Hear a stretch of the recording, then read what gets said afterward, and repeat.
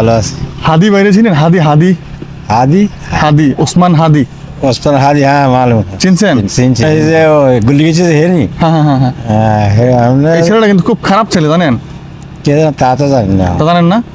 সেটা জানি না, এর নাম শুনছি। খারাপ দিকে তো গুলি করছে, নাকি বালা মানুষের গুলি করে? সেটা তো আর কইতে পারি না।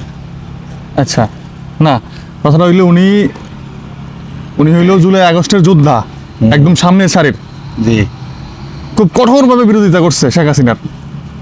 আচ্ছা, হ্যাঁ, অনেক সাহসী একটা ছেলে।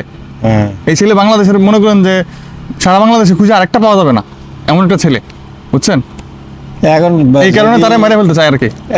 হে তো আমি জানি ভালো মানুষ বহুত জনসথের, হ্যাঁ, মানে বহুত মানুষের পক্ষে এত স্বতন্ত্র হে ভোটলা দাঁড়া দিয়ে গেছে, মানুষ তো এদের পিছিয়ে লাইন লেগে গেছে, হুম হুম হুম। প্রচুর মানুষ।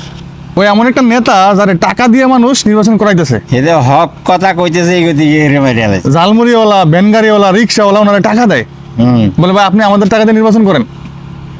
বাংলাদেশে এমন ঘটনা কি আর ঘটছে? নাই, এরকম তার দেখিনি কখনো। এখন নেতারা তো টাকা দিয়ে ভোট কিনতে কিনতে পাগল হয়ে যায়। আর নেতারে টাকা দেবে, নেতারা টাকা দেয়, তাহলে কেমন বিষয়টা? এটা ইতিহাস বাংলাদেশের।